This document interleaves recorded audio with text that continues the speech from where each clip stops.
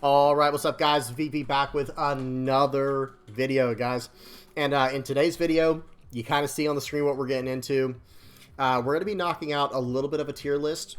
Now, while I do have all of these leaders already on the front page here, this is like all the leaders in the game currently.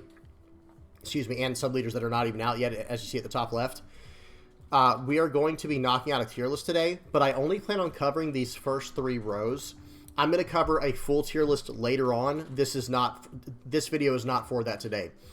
For today's video, I want to cover basically what's in this top 3 these top 3 rows. Now, with that in mind, of course, I have way more planned for this video, but I will have everything time-stamped in the comment section below if you just want to skip around to wherever you want to in the video. Now, let me give you a quick layout for what we're going to be getting into, because we got a lot to go over in today's video. First up, we're going to hop over to the lab. We're going to be watching a black-yellow Luffy mirror match that was submitted by the community over on my Discord. So we're going to check that out. We'll analyze that, critique it, talk about it a little bit, and see what we can learn from it. And then from there, we're going to hop over to the spoiler section, where it's like right before we get into this tier list, I want to actually break down what each of these 6 leaders do. Because a lot of people might not know, or a lot of people might have forgotten, or need their, their memory refreshed, or whatever. So we'll talk about the new leaders. Excuse me, guys. And then we're also going to be looking at the starter decks. Just a quick overview. I have way more videos lined up in the future for the starter decks. But we're going to talk about some of the really strong new cards that came out of the starter decks, which will kind of affect how certain decks will show up in the meta. Like when it comes to predicting how things are going to do in OP09, you can't keep these starter decks out. Like you have to count them in as well. So we'll be talking about some spoilers, number 1 for the OP09 leaders, and then the ST15-20 starter decks. Then we will knock out the tier list portion of the video, and that will be the majority of this video. And then we'll hop over to one more game on the sim after that of me playing Red Purple. Ready? Red Purple Eustace Kid. That's right. A little bit of fun on the sim. It's nothing broken. It's nothing like that. But it's a fun list that I'm messing with right now. That I'm kind of cooking up. And then we'll finish off with a deck analysis of that, and I'll tell you guys what I'm thinking about that. Could be some potential there. We'll have to see. Okay, you know what you're getting into, guys. Like I said, let's dive into this. First things first, we're actually going to hop over to the lab and check out this game of black-yellow Luffy. Y'all give me just 1 second to set it up. This should be a pretty fun one here. And of course, like usual, guys, I do not watch these beforehand. The only thing that I do when preparing for these games is I pause it like what you see right here on the screen, and then I actually make a, what's it called? I make a transparency, so that way it lines up, because everyone records these on different resolutions. Okay, anyway, enough of that, the technical stuff. So, Black-Yellow Luffy versus Black-Yellow Luffy. Volume is off. Speed is on 2x, and here we go. We're off to the races here. Let's see how our Black-Yellow Luffy player does on the bottom, because that's the person who submitted it, and they're playing against a random player on the sim. So the player at the top gets to go first, and they establish a GARP right away. And right here, it looks like we have the choice to do the same thing. We have a GARP that we can play, or a Flampe, and decides to just pass. That's very interesting. So pause real quick. I have to wonder, why wouldn't you want to play out the GARP? Or even the Flampe, because this is a mirror match where I think going down in life is not an issue, and going second. There's actually a world in my mind where I probably would have just played the GARP, did a top 5 little fixture real quick, or just to see what I, fix my hand a little bit, because we already got 2 Sabos. That's a great start. And then I probably would even hit a Flampe as well early on to try to get as many ways to cheat my life cards into my hand as possible up front. Does that make sense? It's always situational, but I'm just saying the quicker you can do that, the better. And establishing a GARP will allow you to swing into their GARP if they swing with them this turn. And let's see what they do. Okay, and if I ever am not making sense, guys, please say something in the comment section below. I know sometimes I talk real fast. Just tell me down there. Okay, so of course they don't want to swing, because that's what I was saying. So we're going to play on a Sabo here. Hang on, let me finish my thought. That's kind of what I was implying. That's what I was saying. Like, they don't really want to swing, but at the same time they can. But here's another thing that you should consider when playing Black-Yellow Luffy. The more characters you have on the board, the better. Because later in the game, you're going to be able to drop down your 8-cost Gecko Moria, and you can cheat characters out of play like that. By filling out the board, you can actually push a card into your trash that you might not have in the trash. There have been games where I only have 1 Sabo and he's on the field, but I need to get that un-KOable effect. But I had 4 characters on the board. which is perfect, right? Or I think I had 3 characters, excuse me. So what I did was I played out my Gecko Moria, bringing back a 2-cost Sabo and a 2-cost Luffy, and I replaced my 5-cost Sabo. You see what I'm saying? That put him in the trash. Then I did my leader effect to put him into life, and I could go about it that way. So filling up the board is always just a good thing in this game for the most part. Like, I don't think there's any way to get punished for filling out the board, because you can always just replace a character if you don't want anymore. But that's okay. We're going to play out a Sabo here, and let's see what happens here. Trashing the event searcher, which is probably the right call in this situation. I would maybe have trashed the Kuzan. I don't think it's as important. Okay, and trashing the Luffy's fine, because you can always bring those back later. And then, okay, and still not playing out the Garp. I'm not sure what the logic is on that. Because it is a top 5 fixer. Okay, now I see. So you were waiting to get Gecko Moria. Very nice. Gotcha. Okay, very nice. So in that situation, I've had the same problem before too, where I'm trying to get to that first, because once you start going over your Gecko Morias, you're in big trouble. Now, one thing I will say though is that would be even more of a reason for me to actually slam down that Flampe early on. And then you got to a Makino, you could have searched for the you could have searched for a Gecko Moria in your life as well. Really, really well played, though. Good foresight there. Practicing some, how would you say it? Like, that's a good practice in patience, right? Where it's like, you know what? I really want to play the Searcher, but I really don't want to miss my Gecko Moria. And that was a really, really good heads-up play. Really nice. Okay, playing out the Sabo there. Again, we're just fixing our hand. Let's trash some of these little guys because we already got the Gecko. I'm not sure if we need the 10-cost Kuzan. That's one thing I will say, because they're going to have the same game plan as us, where it's like, let me just protect everything with my my Sabos. But who knows? It might come in handy. Again, guys, I have not seen this game. I have no idea what happens or who wins. Okay. Let's see what happens here. So now it is still our opponent's turn. They're on a 9 Dawn turn. They play out the 5-cost Sabo, draw 2, trash 2. They keep 4 Dawn open. Okay. Now let's see what we have here. Okay, so we play out the both 5-cost Luffys here. Very nice, because now we can play out the Kuzan on the following turn here, just replacing the Garp and pop what we want to. They're down to 2 life, so they are able to pop the Garp. We don't care. We were going to replace it anyway. And really, really good play so far. Like, this is really nice. Okay, yeah, play that. Okay, pause real quick. So what he did, for those who did not see, he activated the 5-cost Luffy to trash his top life card, give the character plus 2,000. And then, this is really beautiful. This is really beautiful, guys. That dropped him down to 2 life. 10 Dawn, he drops down Kuzan to pop a 5-cost Luffy. Now he's going to pop his other 5-cost Luffy to get whichever, I'd probably get the Kuzan off the board in this situation personally. But any of these characters are good to pop other than Garp. Let's see what he does. Okay, and he's going to draw a card from this. Yeah, getting rid of the Kuzan is absolutely the right play there. That card is very strong in the mirror. And still not swinging. That's probably not bad. Even though that would have been a decent turn to start. No, actually, he has 2. I like that. I like holding off there. Really good play by the player on the bottom right now. Very, very large hand size right now. 2, was that 2, 4, 6, 8, 9 on the bottom. I think they have like 12 cards at the top, guys. I'm not about to pause that and count it all, but they've got like 10 plus cards on the top hand there. So they're definitely still in this game. They're going to do a turn here of... Okay, they could not quite pull off the Gecko Moria because they needed to get rid of their last 2 cards. Okay, they used the Luffy to do it, and then the Flampe. Now they added these 2 to their life. They played them out with the 2-cost characters. And now they're set up for a good late game. They don't swing as well. A lot of restraint, guys. A lot of restraint going on here by both players not swinging at life. Sometimes I do like to push the, push the point a little bit harder every now and then. Even though I know it's good to not swing into Black Yellow Luffy. Okay. Well, now we're in a situation where it's like, well, what do we do? We've played up to this point very well. Playing out another Sabo, really fixing the hand. I don't know how important those Thunderbolts are going to be. We'll have to see what happens, because we do still have 2 life. But I don't know how relevant those Thunderbolts are going to be currently. Swinging sideways with the Kuzan is probably just fine, because you have all of these blockers that you want in your trash. You've got your Sabo in hand there. I see the two costs, so we're going to be able to get those back if we need it. All right, let's see what our player at the top chooses to do here. We started to whittle their hand down a little bit. The Kuzan is incredible in this situation where you can just plop it down and go, because, man, what are they going to do? But one thing I will say, at least to give some kind of criticism on this last turn, not that anything bad happened, it's like, hang on, let me go back, because we played out the Sabo, and then we swung for 9, right? And then we did a, did we do some type of searcher earlier on? Sorry, guys, I do want to see. Yeah, it looks like we did a searcher first. Yeah, hang on 1 second, guys. Give me just 1 second. I'm sorry. Yeah. All right, so right here, oh, we play out the Garp. Yep, grab the Sabo. Very nice. Fixed our hand in that way. And then we're going to play out the 5-call Sabo. Let me, oh, that thing like shifted over. That was weird. Then we're going to play out the 5-call Sabo. And then we are going to swing for 9.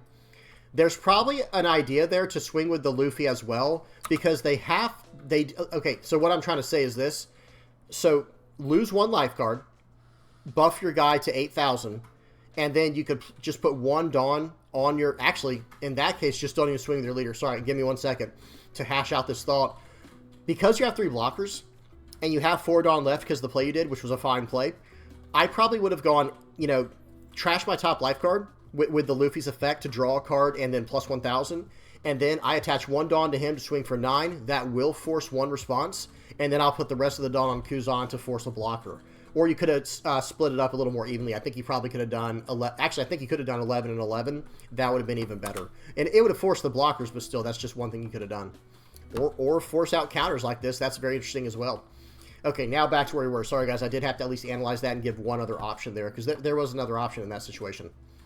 And I will say, I think I would have trashed the Thunderbolts, but who knows? You might have a turn lined up here. If he's just not going to attack your life, you're going to have a chance here to use. Okay, I'm going to predict the next turn here. Like I said, I've not seen this. In this situation, what will probably happen is the player on the top does have to start doing something. He's actually technically losing this game because he has 0 life and you have 2, or the player on the bottom has 2. So he might start swinging either at life or into Kuzan, preferably at life in our case. And if he does start swinging at life, well, then we can just take it down to 0. But if he doesn't, if you start swinging into the Kuzan, or if you want to use your blockers here, that's fine as well. Because I guess you can go Thunderbolt, Thunderbolt to pop both the characters on the board that you want to, maybe 2 of the blockers or something, or 2 of the Luffys. And then you can, you know, attach 2 to your leader, and then play out the 2-cost Sabo and the 2-cost Luffy and go from there. And then the following turn, you'll have a chance to do your play with Gecko Moria. So let's see what happens, though. So they're going to load up, go to 10, swing 10 into 10.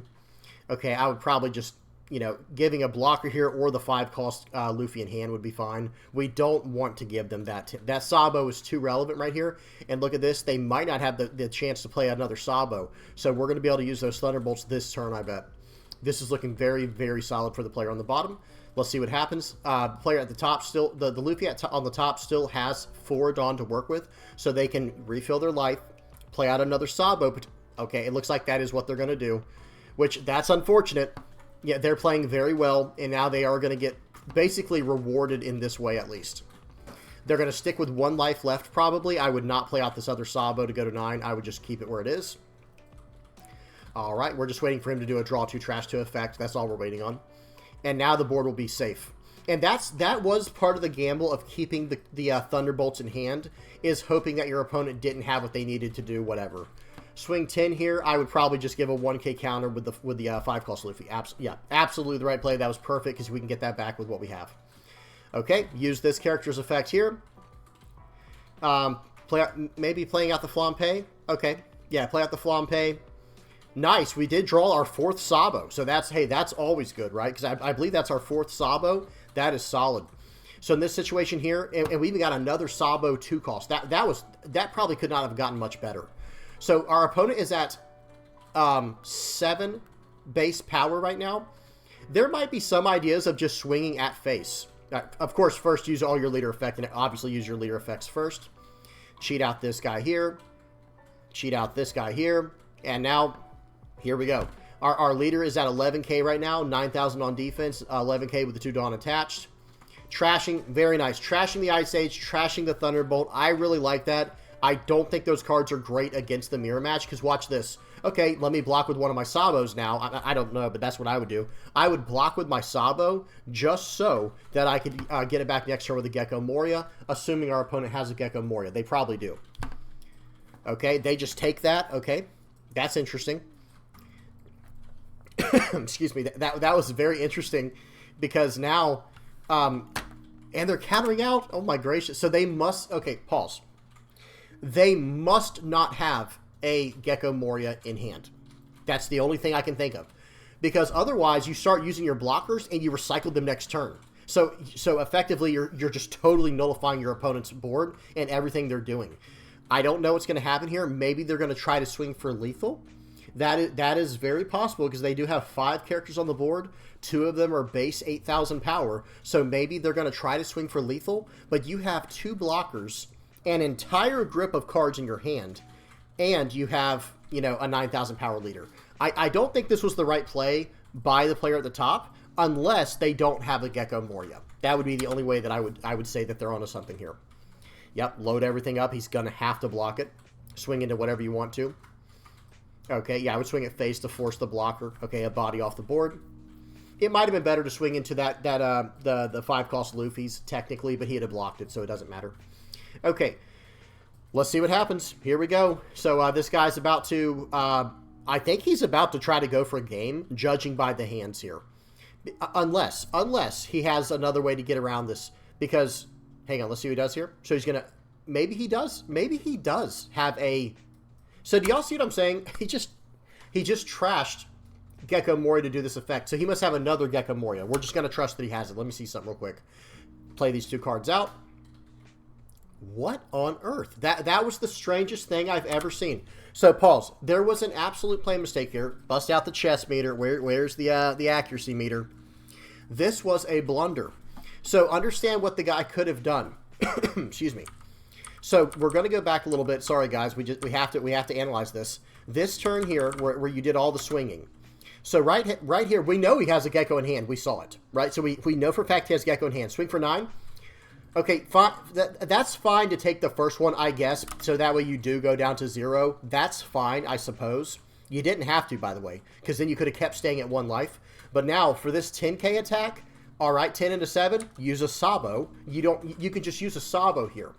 But instead, he 2k, I don't know why it keeps, like, pushing to the right like that when I never mind, sorry, guys. Maybe I'm seeing things. So you could, instead of 2k, 1k'ing there, or 2k, whatever it was, why not just block with your Sabo? Do you understand what I'm saying? And now with this attack, block with your next Sabo, and now you bring both Sabos back with your Gecko Moria. You see what I'm saying? And then you still go up to 9,000 power for the turn. I'm sorry, but that had to have been a play mistake, at least in my personal opinion. So right here, you can swing both of these 8k attacks into his Luffy. So it's not wasted. Swing both 8k attacks into the Luffy. That's fine. You establish the Gecko Moria, replacing one of the, let me see, you would have to replace one Luffy, but it doesn't matter because you established a 9k Gecko Moria and 2 more blockers to get through next turn. And you'd be at 9,000 power, like I said. I just don't see the logic in what just happened there. I don't think it was the right play. All right, now we're back where we left off. Sorry, guys, we did have to go back, and I'll probably go back one more time at the end of this portion, you know, of the lab here. Once we get to the end, and we will talk about that. The game's not over. The player on the top could still win, but all I'm trying to point out is there was a better way to make that play we just saw. Okay, swing 10 into 9. So we're getting a lot of 2Ks out of hand. This is fine. And that was their whole turn. So 11 into that, I would just give him a blocker because we have the Gecko Moria. Personally, I probably would have gave him both blockers this turn. Like, once I saw what he was committing to, it would have been blocker, and then exactly like I said, swing both of your Luffys into their Luffys, like for the other player when I was explaining what he should have done. Now it would have been your chance to do that. Swing both Luffys into your opponent's Luffys, and then replace one of them by playing Gecko and double Sabo 2 costs to get both of them back, go back up to 9k, and you're in full rinse and repeat. Okay, but let's see what happens here. So swinging 11 into 9, I personally would just give him a blocker, unless you're trying to go for lethal next turn, but he will be at 9,000 power, right? Am I looking at that? No, excuse me, he'll be at 7,000. So maybe there is a reason here to actually counter out of this and try to go for a game since he's only at 7,000 power. It looks like that's the call. Okay, so buff these guys, boom. 9 and 9 would be my first order of business here. Okay, 7's fine. He'll give you 1k for that for sure. I think 9 is more effective in this situation. Like, you could have gone 9, 9, 11 with only 3 Dawn invested. 7 and 7 is just getting cards out of his hand, and now he has all of his blockers. Okay, but that's fine. You know, this is still fine. Looks like we're going all in here. Whew, this is scaring me. 8 into 7. Guys, no 8 into 7s. No 8 into 7s. Did we just throw? Hang on. I think we can still... Okay, at least go for the board here. I think so. In this situation now, you can at least go for the board. We can go 8 into the Luffy. He has no cards in hand. 8 into the next Luffy. He has no cards in hand. Go 11 into face, or 10 or whatever with your Kuzan. And then we can play out the Sabo, and we can still gain life in that way. Put up a blocker. We might be okay here, but we're in a very scary spot. 8, of course, that goes through. But he has all these blockers now. So no. Okay, we will be reanalyzing this, guys. I'm sorry, and I forgot to drop down. So that was another... So, unfortunately, that was actually a missed win. I think that was a missed victory. But that's okay. The game is not over. Either player can still win this. All right, let's see what happens. So, does a top search, gets another Sabo. Okay, so this is fine. So, swing for 10. They have to use a blocker. There's no choice. I would actually have swung into... Oops, did I did that again. So right here, exactly. Replace your Sabo with Sabo. Get 2 blockers back. Trash everything that's not a counter. Trash literally every single thing that's not a counter right now. Yep, very good. And now play out the other one. Perfect. And now we'll be able to fix it. We should have... Okay, we have a 2K and a 1K in hand. That's fine. Go into the body, but he'll block it either way with a blocker. Okay, so here we go. We have 2 blockers to stop 2 attacks. And we're at 9,000 power, so this guy will have to do a perfect math win, but he definitely has lethal right now. Okay. Well, that's not lethal. Okay, to give him a 2K counter, you know, that's probably... So what he should have done, in my opinion... Actually, okay, if you have 2 cards in hand, I think maybe you still could have gotten out of it in this simpler way. But, okay, now he's going for 10. He's saying, I'm holding you to a 2K counter. I think it's going to come down to... I see you doing the math right there. I see the math going on. Let's see what he chooses to do here. I think you might have just enough, because now it's going to be 9 into 9, 1K counter, and it looks like you got this. Really, really close game. Really close game. And then 8 into 8, sure, let him have, or just block it. It doesn't matter. Now you've won. Trash this, gain 2 life. It doesn't matter. You swing 2 5s and the game's over. Okay, really good stuff there. I'm going to fast forward a little bit, and you win. Awesome. They both said GG, by the way. Really good sportsmanship by both players. Really good game by both players. Now, we do have to break down a few things here. First of all, for the player at the top, I don't know who they are, but hey, if you're listening, I'm just going to tell you how there was a spot where you kind of let this game slip out of your hands. Okay, so it was this situation right here. I think all you have to do here... this was the turn. Remember where they trashed out? Okay, right here. So they trashed the Gecko Moria, and they ate too many attacks on the following turn when they should have used their blockers in that situation. Because now, in this situation, you just go 8 into their Luffy, 8 into their Luffy with your 2 Luffys. Then you play out the Gecko Moria, and that allows you to get back the blockers you would have lost on the crackback, right? Or that you lost from them attacking into you. No problem. We get them back for free. We go to 4,000 power, and we'll have a 9K and 2 blockers, okay? And everything cannot be KO'd, so that Kuzan won't be doing anything this game.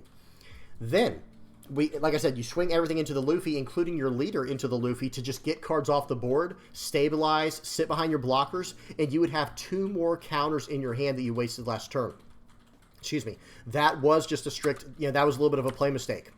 Now, let's keep going. The game goes on. I do want to say one more thing. Let's go over to the next player's turn here. This, I feel like on this turn, this is what I would have done. And I feel like you kind of bit the bullet a little too early. It's like, hang on. I'm still in full control of this game. That's the situation that would be going through my head right now. I'm in full control of this game. So what I can do here is I can just swing 8 into the Luffy, 8 into the Luffy, 10 into the Luffy. You see where this is going. That's 3 cards out of hand or 3 blockers off the field, right? Either one is fine with me, because what we're going to do afterwards is we're going to then play out our Gecko Moria, get 2 of our blockers back, in, fully ready to go and everything, our Sabos, and then we're going to swing 11 into the Luffy with our leader. We're at 9,000 power for their turn. We have 3 blockers, and it would be very strong, like, in that way. So, other than that, very, very solid stuff there. But swinging 7, man, this was dangerous. Man, this was dangerous. We still got the job done. We got there in the end, but like I said, I would have probably gone about it a slightly different way. And then on this turn here, let's try to do the math for the next turn where our opponent might have had lethal where they could have won.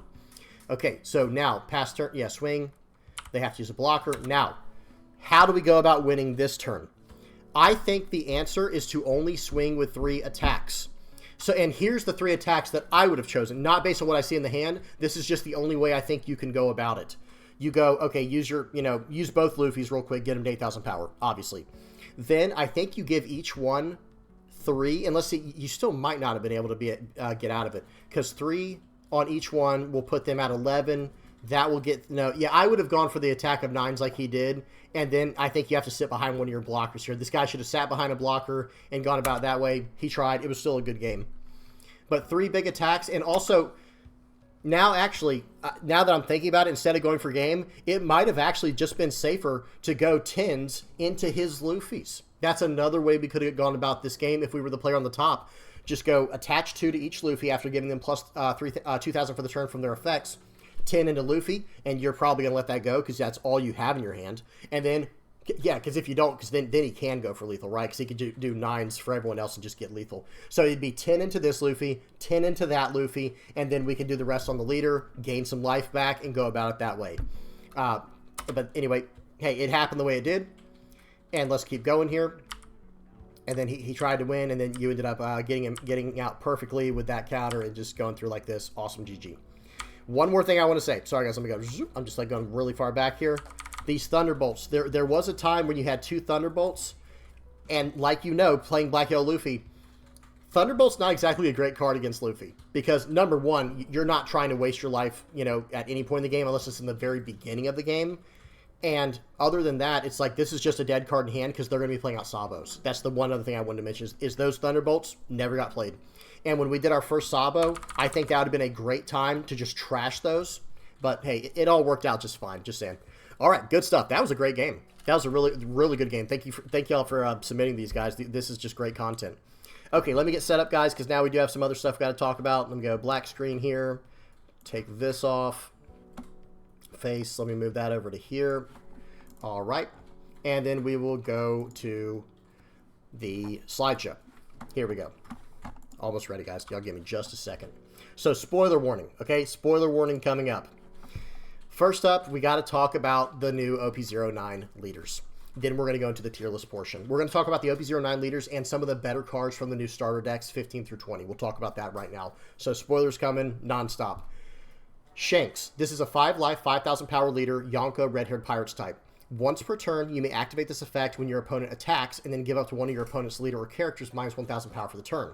So this is the first time we're starting to see Red, I think. Okay, let me say this in the right way. This is the first time I think we're going to see Red get a leader that requires a little bit of finesse. Do you understand what I mean? Like with all the decks that run black, you're always dealing with cost manipulation. You have to, do a little bit of math here and there to get your KO off. With blue stuff, you're fixing the top of your life.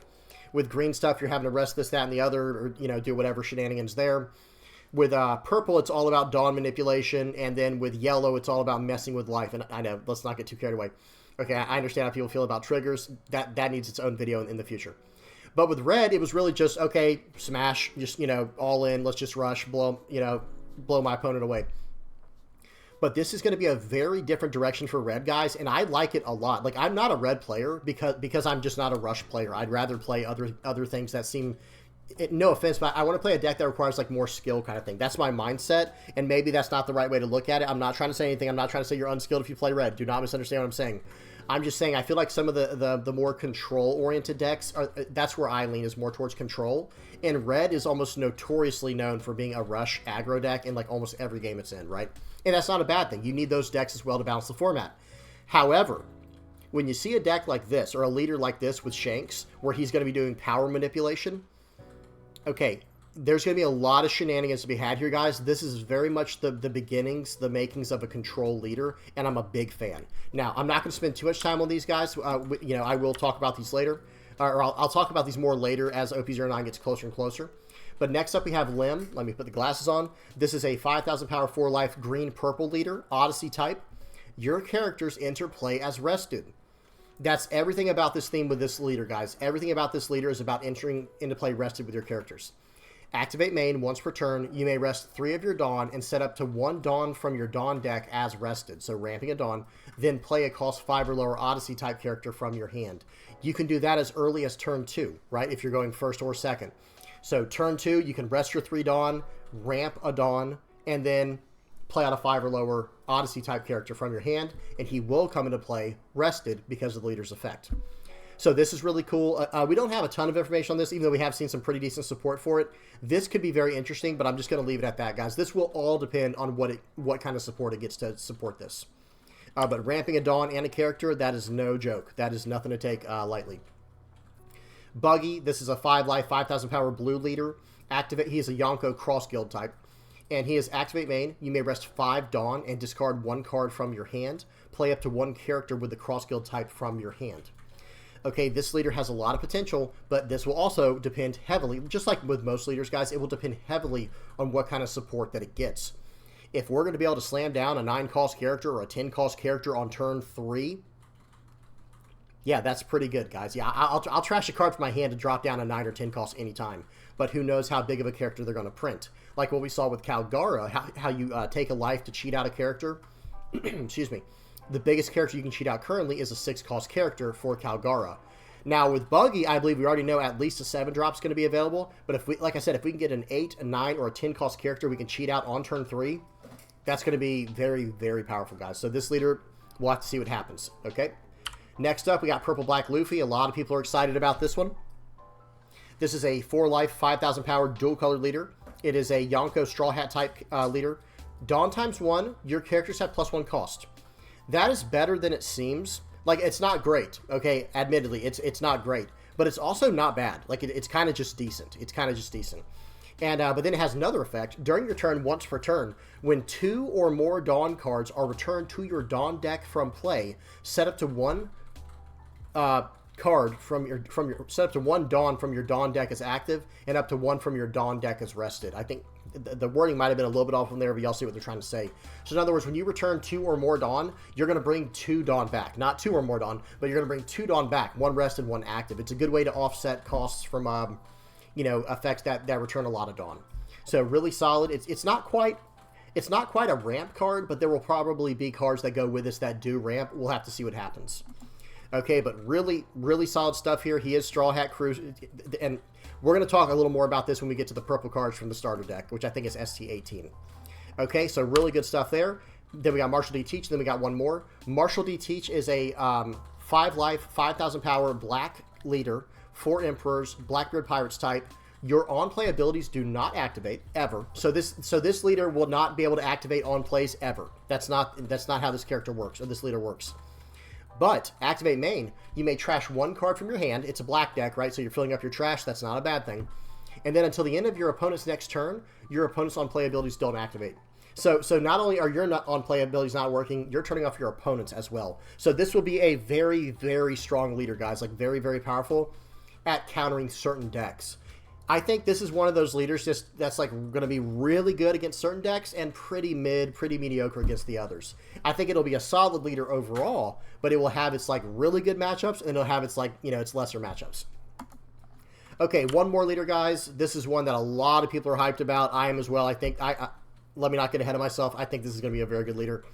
Nico Robin is a purple-yellow dual-color leader, 4-life, 5,000 power, Straw Hat Pirates type. Has Banish built in. So just banish at all times on this leader, and then whenever attacking, when you attack, you may trash 1 card with a trigger from your hand, add up to 1 Dawn card from your Dawn deck, and set it as rested.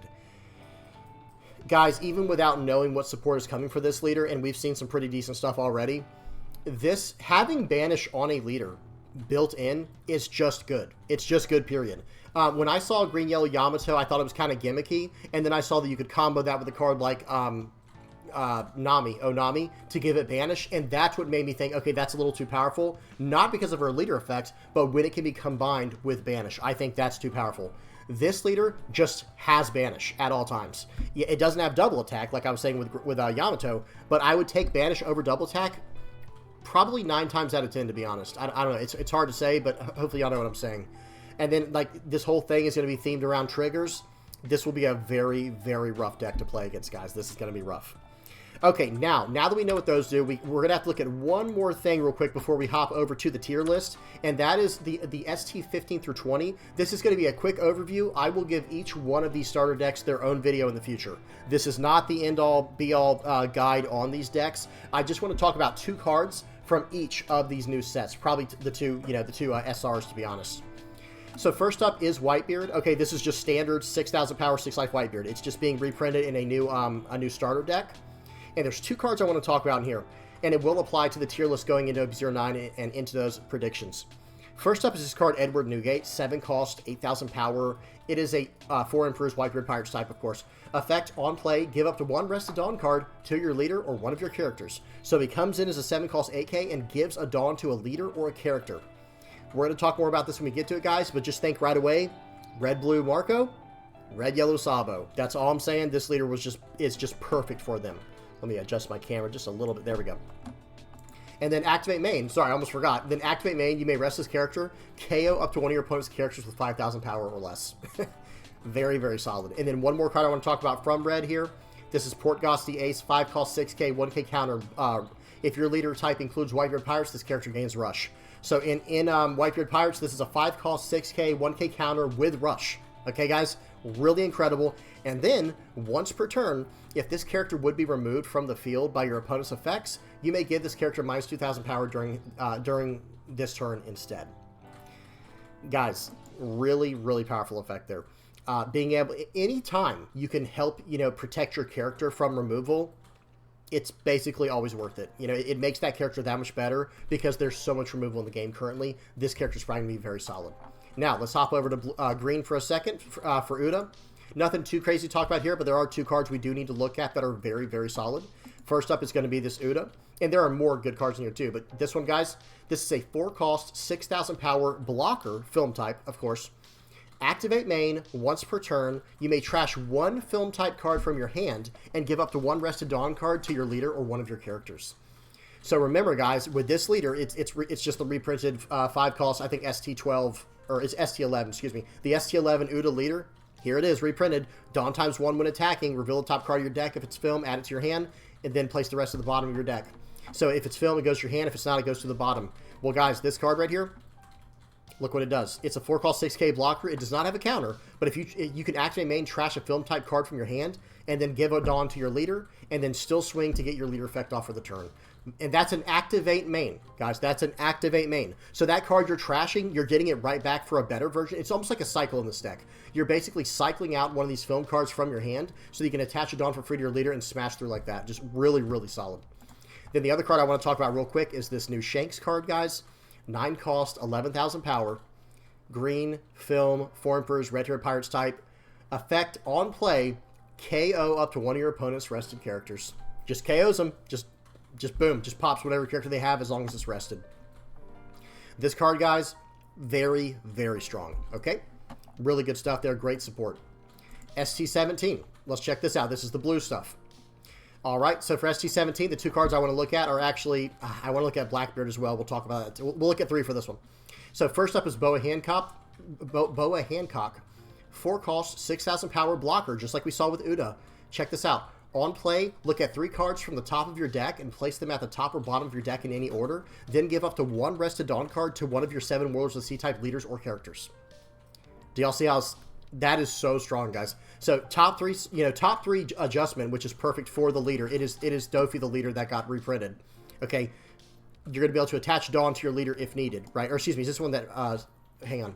Then give up to 1, give up to 1 Rested Dawn card to one of your 7 Warlords of the Sea type leader or character cards. So this is going to allow you to play, to put 1 Dawn on your leader. Then you just have to put 1 more on and pay 1 to attack with to get his effect off. And she sets up your top 3 cards. Look at 3 cards from the top of your deck and place them at the top or bottom of your deck in any order. Then give up to 1 Rested Dawn card to one of your 7 Warlords characters leaders. So this card, guys, just incredibly useful. It's a 4 cost 6k, which is really strong for cheating out. It's 7 Warlords of the Sea, obviously. Really good card. Then this new Trafalgar Law I'm very excited about as well. 4 cost, 5,000 power, 1k counter, and then this effect on play, return one of your characters to the owner's hand, and then if your leader has 7 Warlords of the Sea type, return up to 1 character with a cost of 4 less to the owner's hand. So you're going to be able to bust back some of the little stuff early on and just ignore it and just stay on your tempo and just keep going face. Very, very strong. Also, gosh, 2k counter buggy, just saying, pause this, read what it does, top 3 search, okay, or top 3 arrange, and then Marshall D teach. This is one more we had to talk about. We're going to talk about this leader when we get to the tier list, guys. The actual, not this leader, excuse me. This leader, we're going to talk about this when we get to the tier list. This card as well, very, very powerful. 2 cost, 3k, 1k counter, 7 Warlords of the Sea, Blackbird Pirates type. Effect, activate main, once per turn. You may place 1 card from your hand at the top of your deck, and then give up to 2 Rested Dawn cards to your leader or one of your characters. So you can either load this guy for 2 to swing for 5, or give 2 to your leader and load him up that way, so that way you can actually stay, you know, using your leader effect for the turn, even on the turn playing this. And this is an activate main, guys. So good. Okay, we had a lot to say about blue. All right, moving on to purple. This is going to be very solid as well. They brought back this leader, the one that, you know, you take a life card to ramp a Dawn. Pause it and read it if you need to, guys. But we want to talk about these 2 characters right here. This is a 4 cost, 6,000 power, not a blocker. Okay, because we saw a lot of those 4 cost, 6k blockers, right? This is a 4 cost, 6,000 power character, Straw Hat type, or Straw Hat Crew type. The effect is on play. Look at 5 cards from the top of your deck. Reveal up to 1 purple Straw Hat Crew type character card. Or, excuse me, type card, not character card. 1 purple Straw Hat Crew type card and add it to your hand. Then place the rest at the bottom of your deck in any order. So it's a 4 cost 6k searcher, guys, for purple Straw Hat cards. Very, very strong. And then you also have this card right here, guys. Luffy Taru. This is a 7 cost, 8,000 power character, Straw Hat Crew. On play, Dawn -1. Play up to 1 purple Straw Hat Crew type character card with the cost of 5 or less from your hand. So you see what's going on, guys. Like, this is a purple Straw Hat Crew theme for this purple Straw Hat Crew leader. It is just really nice. One thing I want to mention, guys, this is not the 10 cost 12k Gear 5 Luffy that cheats a turn. This is just a promo 10 cost 12k 1k counter Gear 5 Luffy that is just vanilla. Someone was confused about that. I can't remember if it was in Discord or in a comment section. This is not the special Gear 5 Luffy, guys. This is a vanilla version. Still incredible. Still absolutely incredible, guys. This card is massive, and the art is incredible as well. Okay, really good stuff there. Okay, then for ST19, we're going over to the black cards. We got Smoker coming back. Pause this and read it if you need to know what it does. But, hey, it's a standard Navy effect. The art looks amazing. And check out the cards that Navy got. Well, more, you know, very, very particular here. Actually, it's kind of like what Smoker got. So 5 cost, 6,000 power, 1k counter. If your leader is Smoker, give up to 1 of your opponent's characters -4 cost during this turn. That's an on-play effect. And then activate main. Now your leader doesn't have to be Smoker for this part. Excuse me. Activate main once per turn. If this character was played on this turn, trash up to 1 of your opponent's characters with a cost of 0. Activate main will play around a new leader coming out called, we'll talk about in a minute, or we already did talk about, excuse me, Blackbeard. It will be able to play around Blackbeard, but it is not an activate main in the traditional sense where you can just keep using it. It's just on the turn it was played. So you do need to take that into consideration and keep that in mind. Still a very powerful card, guys, and look at that art. Absolutely incredible. Really good stuff there. But yeah, very solid effect. Being able to pop a card, you know, it's just, and it comes in and on play -4. It's 5 cost 6k with 1k counter. This card's excellent. Then also Hina. We got a new Hina card, 4 cost 6k, no counter, Navy. Dawn ×1 effect on your opponent's turn. This character gains +4 cost. This is an 8 cost character, guys. Activate main once per turn. You may place 1 card from your trash at the bottom of your deck, and then give up 1 of your Rested Dawn cards to your leader or 1 of your characters. So you guys see what's, hopefully y'all see what's going on there. It's going to be, you know, putting a card at the bottom, give up to 1 of your Rested Dawn cards to your leader or character. It's just a nice solid effect, and then you can swing for 7 after that, right? You know, for the if you have the Dawn ×1 attached already, and then you can attach the Dawn to whoever you want to. I think this card's pretty good. It's probably, honestly, it's not that bad at all, for sure, but it's probably the weakest of what we've seen so far out of all these other SRs that we saw that are coming out in these starter decks. One more card I do want to mention is the Sengoku. A lot of people are talking about this. I have mixed feelings about it, but I'm not saying it's bad. I'm just kind of mixed feelings about this one. 1 cost, 1,000 power, 1k counter, Navy type. On play, you may trash 2 black Navy type cards from your hand, and then if your leader has the Navy type, draw 3 cards. They just Navy locked it, and the thing is, you're basically trashing 3 cards to draw 3 cards. Because people are like, well, no, you're trashing 2. Yeah, but you're playing out a 1 cost 1k, which is not awful. It's not a bad thing at all. I'm just saying, you're getting rid of 3 cards from your hand, right? This card and 2 cards getting trashed, and you're drawing 3 new ones. It is nice for filling up your trash. It is Navy searchable. It is a 1k counter. I'm not saying it's bad. I'm just a little mixed on it. I just feel like Navy should have always been more cost reduction. Let me not go down a rant. I'm sorry, guys. I'll spare y'all. Last but not least, this one's very important as well. There are 2 insanely powerful cards in here, guys. The 2 cards we need to look at are, first up is Charlotte Katakuri. 5 cost, 6,000 power, 1k counter, blocker, activate main once per turn. You may turn 1 card from the top of your life cards face up, and then give up to 1 Rested Dawn card to your leader or 1 of your characters. Okay, well now even if you're going first with Katakuri, and by the way, sorry, I forgot to mention, guys, this is the leader. They're reprinting Katakuri, of course, the OP03 Katakuri for the Katakuri, or the yellow starter deck. And then the 5-cost Katakuri in here, check this out.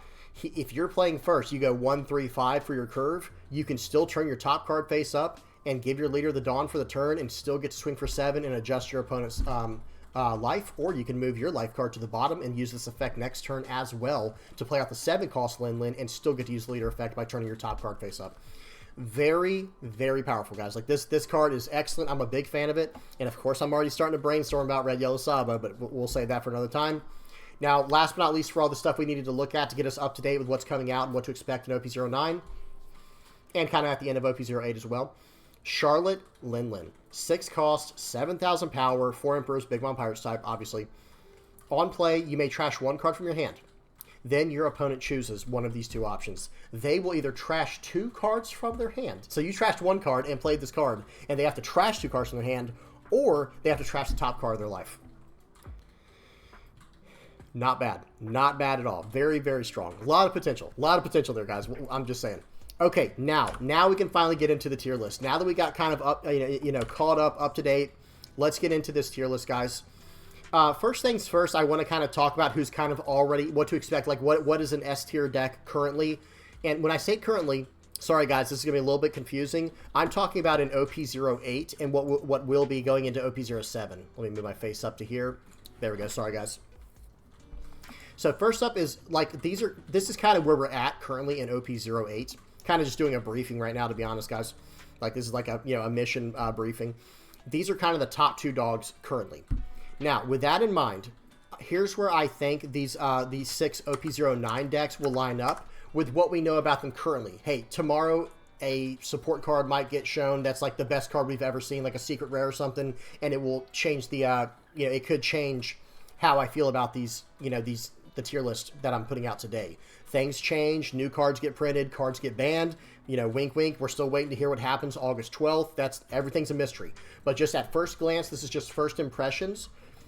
I think Shanks is going to absolutely be an A tier list, like minimum. Just from what we've seen so far, having the cost reduction built in, being able to combo that with cards like Red Hawk to be able to remove characters on your opponent's turn while cheating yourself out of attacks or countering out of attacks, however you want to say it. I think Shanks is probably going to sit somewhere around A tier, and I wouldn't be surprised if it was even better than that. Lim, I have to see more from this card. I will put it in B tier for now because I just don't know. I'm going to be honest too, guys. Green and purple, probably my least played colors.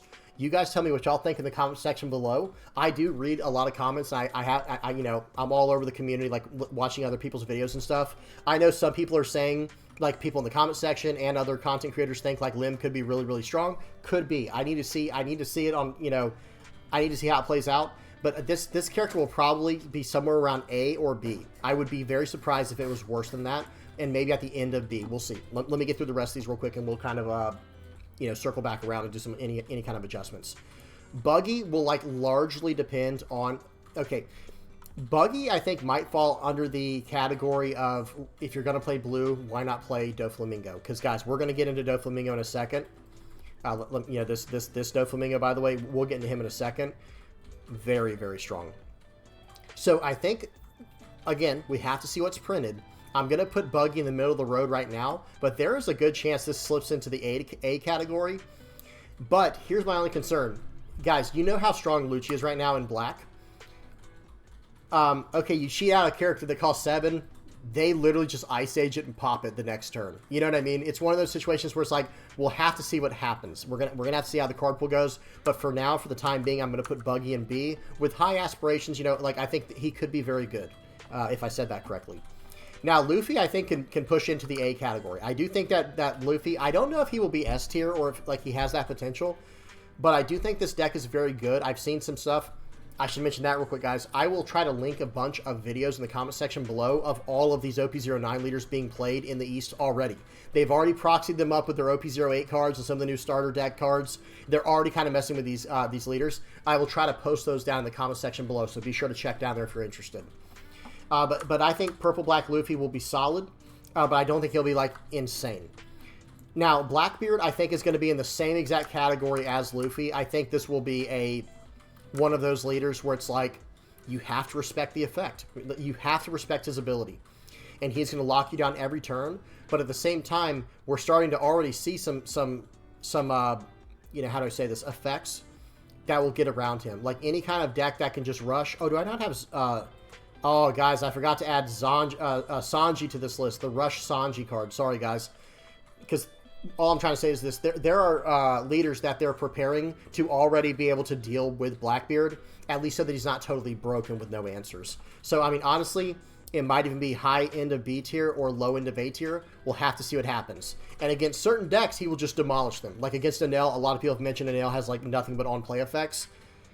This card, this leader, Blackbeard, will just demolish them. Okay, they'll destroy them. Nico Robin, I would not be surprised if this makes it into the S tier, or at least at the very high end of A. We'll have to see how things go. We still have not seen all the cards from OP09. These are just early predictions, guys. Please don't kill me in the comment section, guys. Like, we're just... Be respectful, but I want to hear what y'all have to say. And tell me what y'all think as well. These are where I have them. Nico Robin, I think, has the highest chance to enter into this S tier category, especially after we see what happens on August 12th with the bans and restriction list. Because, guys, think about it. If Red Purple Law all of a sudden just goes away, if Red Purple Law just goes away, then what? You know, if Gecko Moria gets restricted down, then what? You know, so we really have to wait and see. But as far as potential goes, early predictions, just what I can expect from these leaders based on their effect alone, like in a generic way, and from the limited amount of support we've seen from them so far, from OP09 and from the starter decks, I could see Nico Robin making her way into the S tier, but for now, I'm at least going to put her at the top of A. Okay, now, Whitebeard, I don't think we'll actually see a resurgence. I think he'll still just stay, like, as a strong A-tier leader, which is not bad, right? I think he'll still be really solid, like, maybe at the end of A, or maybe at the top of B, and I'll put him at the top of B for now. I think he'll still be fine. Green Film Uda, I think, will be very good. Now, it will have a natural counter with all the, any kind of on-play stuff, like against Blackbeard, but at the same time, the leader effect is a win attacking. So you're going to be drawing cards like crazy. If you do play the 3-cost the Film Nami, you'll still be able to get that effect off whenever you attack, but it will play around some of your other cards like the 9-cost Shanks, like the 7-cost Luffy. It will have things that play around it, but I still think Green Film Uda will be absolutely solid, guys. Purple Luffy will probably, now that it has a lot of support from all the new purple Straw Hat Crew cards, this card might, like, bare minimum, high B, but probably low A. I would not be surprised if this makes into the low A category. Okay, and I'll put it high B for now just in case, but you tell me what you guys think in the comment section below. Dofi, I think, goes straight into the A category. I think with the support that Dofi's getting, I actually want to play this leader now, at this point. And blue's not like my go-to color. It's like my third favorite color. Black and yellow are my two favorite colors. Black first, then yellow. Then blue. Okay, and then from there, it's probably red, purple, green. Green being my least favorite. I'm not. Hey, like I said, guys, I think Uda's gonna be incredible. But guys, like Doflamingo, back to what we were talking about. Doflamingo looks extremely solid going forward. Smoker might be okay. I'm gonna put him at around mid tier of B. We'll have to see. The problem with Smoker is look at these other two black decks here in Blackbeard and Lucci. I mean, I don't think Smoker's going to be bad, by the way, but would you really play him if you're trying to go to a tournament, you're trying to play, with a leader with the most potential? Would you really take Smoker's effect over Blackbeard or Lucci or even Purple Black Luffy? I think most people would say no if they're being honest with themselves. I'm not saying that in a mean way. I'm just being honest. Katakuri, I think, will actually probably sit around the bottom of A or the top of B. And I've been seeing some Katakuris pop back up in lists lately. I really want to put him here now that the new starter deck stuff is out, and who knows what support will happen from OP09. Just to give one more spoiler, I did not have this slide prepared, guys. Bear with me. But actually, I'm going to put it at the top of B for now. But there has been a new card spoiled for Nico Robin. It's not technically for Nico Robin, but it is a 3-cost card that does a top 5 search and allows you to draw 2 trigger cards from that search, and then put the rest of the bottom of the deck in any order. Any yellow deck is going to benefit from that, because if I remember correctly, someone correct me in the comment section below if I'm off, but from what I remember, that is not leader locked. That is not locked in any way. It is just straight value. Just incredible. Okay, next up is Black Yellow Luffy. I think this probably sits around A tier now. This used to be an A tier deck, but guys, honestly, people are starting to figure out how to play around it. I'm going to put it somewhere around the top of A, somewhere around where Nico Robin will probably sit. Enel is definitely in the A category, probably slightly above Doflamingo. In fact, I'll try to link the game in the comment section below. I was watching it last night, hanging out on Discord with some of the guys on there, and this Enel was just... Actually, it was 2 nights ago. Excuse me. It was 2 nights ago now. This Enel was just demolishing this Doflamingo because it was just a straight trigger deck. I mean, it was like the 5-cost Nami from Egghead, the 2-cost Nami. I think it had Thunderbolt as well. It was just crazy. I'll try to link that in the comment section below if I can find it. Next up is Bonnie. I think this still stays somewhere around this category. I think Bonnie stays in A, maybe towards the end of A. And I will say this. Typically, when there's a battle of 2 different colors, like, okay, you know, there's green Film Uda and then green Bonnie. Bonnie and Uda are totally different decks. Like, one's more of a mid-range tempo deck, like that's what Film Uda is. But Green Bonnie is just like a straight-up control lockdown deck. So they are very different, but they're probably somewhere around the same power level in the A category. S being like high tier, right, guys? I'm sorry I didn't really explain it. When I say S tier, I just mean top tier, like just at the top. And these were the 2 decks to look out for. Honestly, Enel might be starting to make his way up in that category. We'll have to see what happens. And I'm referring to OP08, guys. Sorry, I know we're in OP07 in the West, but this is in reference to OP08, going into OP08.5 with the starter decks, and then transitioning into OP09. I know that's confusing, but hey, that's where we're at right now. Red Blue Marco actually makes it up into the A category. I'll put him right around Shanks level. Because, guys, that new card we looked at from the ST15 Edward Newgate starter deck, the 7-cost, what's his name, Newgate? It's ESO searchable, and it applies a Dawn straight to your leader when you play it. And you can do your top search with your leader with that, and then minus 2,000 to a character, and he's popping a 7,000 power character or less now. And now you have a 7-cost 8K. You're going to be running events like Fire Fist more than likely. This is all searchable. Not the Revo Army Fire Fist, the Whitebeard Pirates Fire Fist. A lot of potential with Marco once that new starter deck comes out. Like, it was a very, very much needed card. And I think it jumps, you know, it catapults Marco out of the B category, which is where he probably is in OP08, into the A category once OP08.5 comes out with the starter decks. Pudding, unfortunately, has kind of like fallen down to either the bottom of A or maybe the very top of B. And this is one of those leaders where I think it just gets run over too quickly by Red Purple Law. But if something happens to Red Purple Law, guys, there could be a situation where Pudding makes her way up there. Okay, now I'm going to go through about 7 more leaders, guys, all the way to Kaido right here. And then, like I said, I'm going to leave the rest for later. This is not the direction of this video. Actually, there's a few more we're going to grab, but don't worry. Carrot ended up just being like bottom of B tier. It ended up just not showing off the way we thought it would. Same thing with King. King has fallen. I'll even put King down here. Vegapunk might get some help in OP0. Excuse me, not might. It will get help in OP08, but I still think this maybe sits around B tier if I'm being nice. But honestly, I think it's closer to C tier. I think there's just too much stuff that deals with it. Once the game gets to the late game, I feel like it just gets outpaced for whatever reason. Calgara ended up being like a very nice A tier deck. This deck's fine. Now, the decks that I'm still keeping my eye on are these right here. I'm just going to put all these in the C category for, and I'll even call it keeping a watch on. However you want to say that. Sorry, guys. I know that's kind of clumsy. But I'm keeping a watch on these decks. Doflamingo already talked about. Boa as well. I just think Boa's starting to get completely outclassed by Doflamingo, guys. Just being completely honest with y'all. Perona, keeping a watch on it. I think it's kind of fallen off. Nami, you always have to keep an eye on that deck. Kaido, we really need to see what happens on August 12th. Because if they do determine that, like, you know, like, say, what if they determine a card like Black Maria should be banned as opposed to the leader Red Purple Law that a lot of people enjoy playing? Well, if that's the case, then I think this card starts to fall off again. And then last but not least, there was one more I wanted to go over. It was Green Yellow Yamato. I'm keeping this one on watch, but it's actually I'll put it in the B tier. So guys, these let me just remove this one, delete this row. I'm keeping a watch on this one, guys. Let me change this to, we'll just put it as white.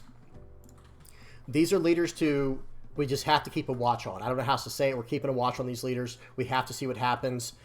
Red Yellow Sabo at the very top of this list. Same thing with Blue Purple Raise, you guys. If Red Purple Law gets the boot, if Red Purple Law gets the ban hammer in August, all of a sudden Reiju is a very, very dependable deck, a very solid deck. With its biggest matchup was always Red Purple Law, right? And then Red Purple Luffy. This one actually probably should just be in B tier. I'll even adjust it there for now, like probably even closer towards here.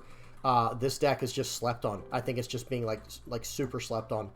Purple Black King, that's probably more wishful thinking. I'll even, whoops, I don't know what I just did. Whoops. I'll put it all the way down to the bottom of keeping a watch on this one. Same with Vegapunk. I just don't trust it yet. Nami's fine where it is. And then, yeah, actually we'll do it like that. So there you go, guys. This is kind of where I expect things to end up with OP09. But I'm going to have to adjust this list immediately. Just to give everybody a full transparency, full disclosure. I will have to adjust this list immediately as stronger cards get shown, and if any bans or restrictions happen. So understand that right away. Full disclosure, like I said, warning. Don't take this as a 100% truth just yet. We have to see what happens in OP09, like what new cards are spoiled, and what kind of bans and restrictions happen on August 12th. Okay, that's it for now, guys. Y'all tell me what y'all think. I know I probably didn't cover everybody's favorite leader. I'm sorry, guys. Look how many more leaders there were to cover. This doesn't even have the new Sanji in there. Red, Green, Ode, I didn't put in Isho. A lot of characters, or a lot of leaders that I really like, but this is what we got to deal with for now. I will do an updated list at some point, probably in a few months. Okay, just so you guys heads up, for like a month and a half or so. But I wanted to give you all at least my predictions of what I expect to happen with some of these new OP06 cards, like Blackbeard, like Purple Black Luffy, because I get a lot of questions, people asking, like, how good do you think they'll be and stuff like that. And I will try to link in the comment section below some games of these leaders. Okay, we got one more game on the sim. This one has, guys, this video is running very long. We got one more game on the sim. Let me go ahead and put this down here and go, hang on, I gotta go full screen. There we go. Had to wait for that to get out of the way.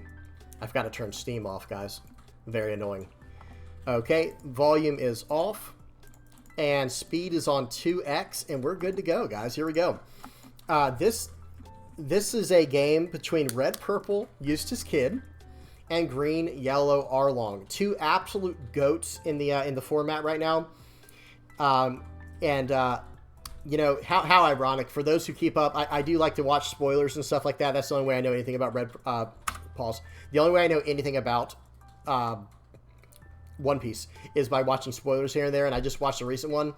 And let's just say there was a really cool interaction between Eustace Kid and Shanks that happened recently. No spoilers. I'm just saying there was a really cool interaction that happened, and how ironic that I have them in the deck like this. Yeah, it's just perfect timing. Now, right here, guys, unfortunately I could not hit him with a 4-cost Trafalgar Law to get a card out of hand. He was 1 card away, and because of the way that Red Purple Eustace Kid works, I couldn't even swing for 5. I couldn't even swing for 5 because he gets minus 1,000. It is what it is. Playing out Jory Bonnie is very unfortunate here. It means he's probably going to get to draw some cards. I want to counter out of some of this, but, we'll see what happens. He cheats out a Nekomamushi. Very solid. I'm just going to take this. Let him draw 2 trash 1 with the Bonnie. That new Bonnie card, guys, it is so, so good, guys. It's so good. I think, probably most yellow decks will run that card when it comes out in OP08. Okay, so let's see what happens here. I've got a few options in hand. I've got a lot of counter power, and I'll show this deck list at the end, guys. This list looks kind of fun. The idea is I want to get kind of controlling with this list instead of rushing. Because I know a lot of people build this deck list to be a straight rush deck. But it's like, well, I've got 5 life I can play with. My leader effect doesn't come on until later in the game. Maybe mid-game, or like early to mid-game. I still don't have it. Then, why don't I just build towards the late game and just start dropping just huge characters, huge boss characters. So I swing for 7 into my guy there, I think. And then I just did a 0-cost 3k counter. They swing 8 into face. Probably just take this. Cheating out Nekomamushi will take it. That's fine. And they get to draw 2 trash 1 from the Bonnie effect. Just incredible. And now I think I have a play mistake coming up here soon. It was an actual miss. No, it's next turn. I'm just going to warn you guys. A spoiler warning. It's next turn. So now it's time to start eating cards from his hand. Swing 5. Return to Dawn. So swing 7 at the Nekomamushi. He gives me 2 cards for it. Swing 7 more. I'm going to get this card, right? I'm either going to get this card or I'm going to get your whole hand, okay? Now, right here, I sit back, have 2 Dawn active. I'm threatening that I have a Radical Beam when I do not. Or some kind of 2-cost event, even. And by the way, speaking of 2-cost events, man, Red Hawk would be pretty good here, right? Because right here, I could go Red Hawk, pop your Jory Bonnie. Seems good. That's something I might have to look into in the future. We took a counter out of that. It's fine. And here we go again, guys. Right here, I mess up. Pause. I should have hit the I shouldn't have hit the Nekomamushi with Shanks. I should have hit the stupid Momonosuke. That was just a play mistake. And then what I was going to do, or that was a misclick, not a play mistake. I just lost track of what I was doing. then I was going to swing 5 into the Nekomamushi. That was just a simple misclick. That was not intended. I was supposed to swing 10. I was supposed to pop the Neko, or goodness gracious, the Momo for 10, and then swing everything into the Nekomamushi. It's okay. It ends up working out just fine here. I'm going to swing in a lot, get him down low. I'm threatening lethal now next turn if he doesn't deal with this board. He plays out Hiyori. He's going to set his top life card. Then he's probably going to recycle the Hiyori. This is a really strong effect that Lana Wano has, especially if you're running green and yellow, where like all the best Lana Wano cards are. He just gained a life that turn while setting one of his life cards. He's going to swing for 7. I do have a 0-cost 3K that I'm probably going to use to get out of this. Yep, we do that. And right here, it's like, okay, Shanks is just coming down now. Like, I mean, this card's just coming in hot. So I'm going to swing for 5, see what he does. If he blocks, then I'm going to smash into his Momonosuke with my Shanks. So that's what he's thinking about. That's why he did not block. I'm trying to force him. It's like, no, what? So I thought about doing that there, swinging with my my Trafalgar Law. But it's like, you know what? Let's not do that, and let's sit on 2 blockers and 2 life and, like, 4K counter in hand. I think it's just a safer play. But now I can for sure win the game next turn, right? There's pretty much... So pause. See if y'all can see what I'm talking about. There's pretty much no way I lose the game if I untap. If I just survive here, I have 2 12K bodies that will be smashing into his face. He has 1 life, 1 blocker, and 5 cards in hand. And then I also have 10-cost Luffy to just follow up the next turn as well. You know what I mean? Like, it's kind of the point of no return for my opponent. I think this list has potential, by the way. We'll talk more about it in a second. Okay, swing 5, 1K counter. Or 2K, excuse me, 2K counter. Swing 5, 2K counter. I did that so he didn't get any cards in that way. Now I can use my blockers if I absolutely need to. And I still have 2 cards in hand. He doesn't know what they are. I haven't used a searcher. Swings for 7, cheating out that card to do banish. And I'm like, okay, whatever, fine. At this point, I think I just take it to keep the body on the board. Because he only has 1 more attack he can even do this turn. Okay, so he trashes a Django, and I think he also plays a Django as well. Plays out the Django, swings 7 more with banish, seems good. I just take it. And now I had exactly enough there. Like, he couldn't have swung through with his Momonosuke. I had exactly enough to win the game there. So watch this, swing 12. He'll probably take this one. Yep, that was the right play. See if he gets any trigger. Okay, he pops that guy, doesn't matter. Swing 12, takes it. Now right here, I would have actually, I should have just swung 16 there, but whatever, I win. The funny part is even, okay, say he could counter out of that 6 there and 5 with my leader. What I was going to do next was just play out the 10-cost Luffy just to show him the tech, because, this guy's probably never seen, no one's ever seen this list, right? This is my first game with it. And I was going to play out the Luffy and just swing 12 one more time. I just thought that would have been fun. But otherwise, it was like swing 7 there, swing 13 or whatever it ended up being. Really good stuff there. Actually, it might have been 15 with my leader effect. I can't remember. Okay. Well, that was that game, guys. We're almost done. I'll show the list off real quick. I'll put it in the comment section below. This is the deck list that I was running. I'm not going to do a deep tech on this. I'm just going to say I did make some adjustments, I think. Since that game, I added the choppers. Like, I think I dropped down... I think I had 4 Kin and Killers, and I dropped down to 2 because I was like, man, you know what? If I could just block her up, this deck might be decent.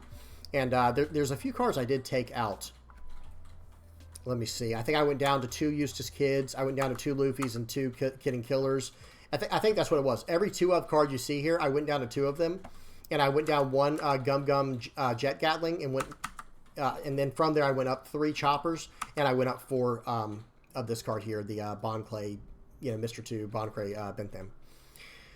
But yeah, this is by no means the best list out there, guys. This is just something fun I've been cooking up. Where it's like, you know what? Red Purple Kid. It's like, let me just sit behind a bunch of blockers that are kind of decent, by the way. Like, Queen's a decent blocker. Law's a good blocker. Tony Chopper's a good blocker. Eustace Kid is. Sanji, I guess, is a blocker, but typically it's going to be a 2K counter. It's like, let me just drop blockers turn after turn after turn, take whatever hits I want to with my leader, not even swing with anything but my leader every turn, and then eventually just start plopping down Shanks and 10-cost Luffys and just running them over in that way and getting off executes with cards like Luffy. So just a little bit of fun. That's it. This video's been going on for too long. I'm going to wrap it up, guys. All right, hope you all enjoyed that. Please don't forget to like and subscribe. Let me give a big shout out to all the people who support the page, guys. The people who have bought the mat. I need to add one more name. I had one more person buy the mat last night. I got to add that name to the list. Thank you guys so much. Big shout out to all the VV Pirates playmat supporters. And then also the patrons page here, the VV Pirates patron page. Thank you guys so much for helping the channel, supporting the channel. And I hope you guys enjoyed this video. You guys tell me what y'all think. I'll at least leave it on this one to end. What did y'all think about this tier list? Let me go ahead and move this out of the way real quick. What did y'all think about the tier list? Where do y'all think these leaders are going to stay? Don't get mad at me, guys. This is just a first impression. We don't even know all the cards coming out for OP09. This is not my permanent final list or anything like that. This is just what I think at first glance, you know, first impressions, like I said, where I think things might end up. Do you agree? Do you disagree? What leader am I sleeping on? Like, what card do these get that I haven't seen yet that's going to push a leader into the next level and things like that? All right, guys. Hope y'all enjoyed. Like I said, please don't forget to like and subscribe. I appreciate everybody who helps this channel out by liking, subscribing, sharing, commenting, and just watching. So thank you guys so much. Until next time, peace.